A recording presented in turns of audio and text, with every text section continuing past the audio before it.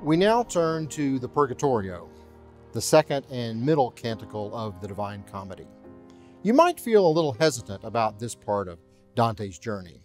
Many readers have some idea of what heaven and hell might be like, but the idea of purgatory is often a mystery, and purgatory in the Divine Comedy is no exception. First, hell was exhausting, and some readers are not quite sure what they've gotten themselves into. Second, purgatory is a mountain rising out of the ocean. What do we make of that? Last, and perhaps most important, for many Protestant and non-Catholic readers, some will say, but hang on, I don't believe in purgatory. I always say, that's okay. I think you're going to like it. Everyone there does. The Purgatorio is the only part of the Divine Comedy that takes place on earth, apart from the opening canto in Inferno 1. Dante's and Virgil's journey here in Purgatory is similar to our own lives in lots of ways. There are many things that we can relate to. The poets experience the passage of time. They journey and work during the day and rest at night. There are sunrises and sunsets and cool breezes that blow across the mountainside. At night, there are stars. They experience the beauty, the wonder, and the danger of the natural created world. There is a profound sense of community that is to be found among all of those who are traveling. All of the pilgrims are working together toward a common goal. The poets get lost at times. Remember, Virgil's never been here before, and the other travelers have to help them out. Most importantly, each canto is infused with a sense of hopeful expectation for what is to come, because all who arrive on the shores of Mount Purgatory will make it to heaven. This is not the minor leagues where only the most successful go on to the main event. Everyone in Purgatory will be in heaven, and everyone there is happy and grateful to be there. One way of looking at this is to see that Purgatory is a picture of Christian discipleship, the cleansing from sin and its effects through communal worship, learning, work, prayer, and penance, which all work toward the cultivation of the true freedom which is found in Christian faith and practice. It is, in short, my favorite part of the Divine Comedy. Let's take a look at Canto 1. After having journeyed through all of the rings of hell and climbed down the shaggy body of Satan, Dante and Virgil emerge on the far side of the world to see the stars. That was the last line of Inferno. Now, the poets emerge from the cave on the coast of Mount Purgatory. Dante, the writer, begins with an introduction in which he appeals to the muses. Remember, one of the characteristics of epic poetry is that the author will appeal to the muses for inspiration. In this case, Dante wants the muses to give life to his dead poetry so that he may do justice to, quote, this second kingdom in which the human soul is cleansed from sin.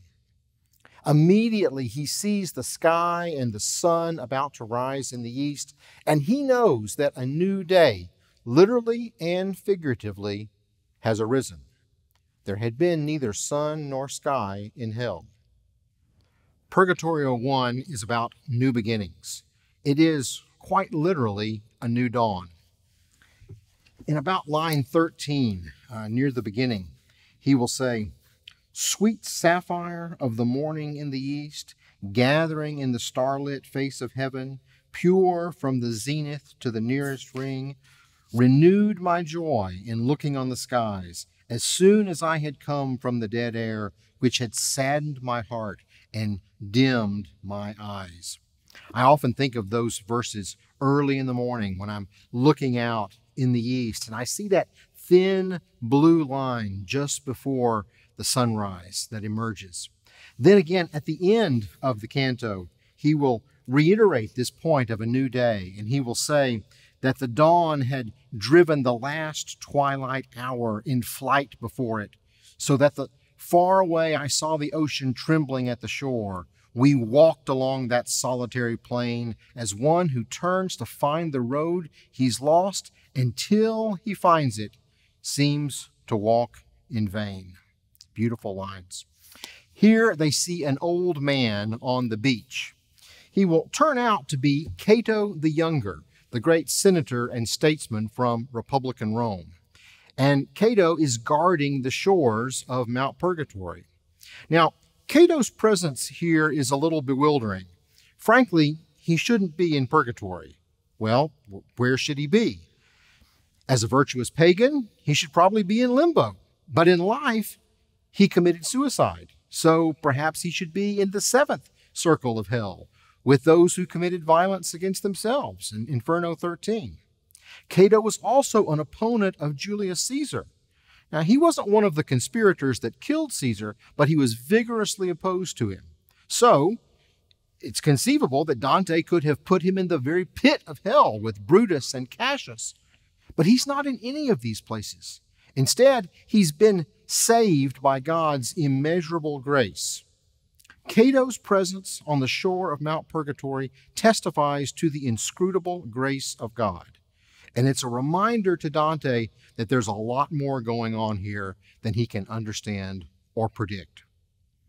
Cato questions how they could escape from hell, and Virgil explains how they got there and what they've been through. I think it's important to note that Virgil says, about line 71, that Dante is in search of liberty, true freedom. Throughout late antiquity and into the Middle Ages, Cato was understood to be a great exemplar of liberty, as Virgil here notes. This is especially important for Dante. Remember, Dante places the events of the poem, the narrative date, as we say, in the year 1300, when he was still a successful Florentine statesman and poet. In the year 1300, he had not yet been exiled. In 1300, he was still on top of the world, and he appeared to be free, to have liberty. But he did not. His pride, his lust, and his greed imprisoned him. To find true liberty, he will need to be cleansed from the sin which holds him tight.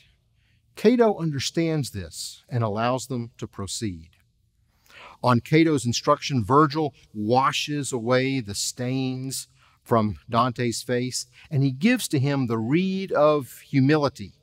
Dante marvels at the inexhaustible nature of humility. He says in Italian, "Oh, maraviglia! Oh, the wonder of it all!" Because he is just beginning to learn that without humility, he cannot climb the mountain and he cannot reach God. Purgatorio, just like all Christian sanctification and discipleship, begins in wonder and humility. We have a wonderful road ahead of us.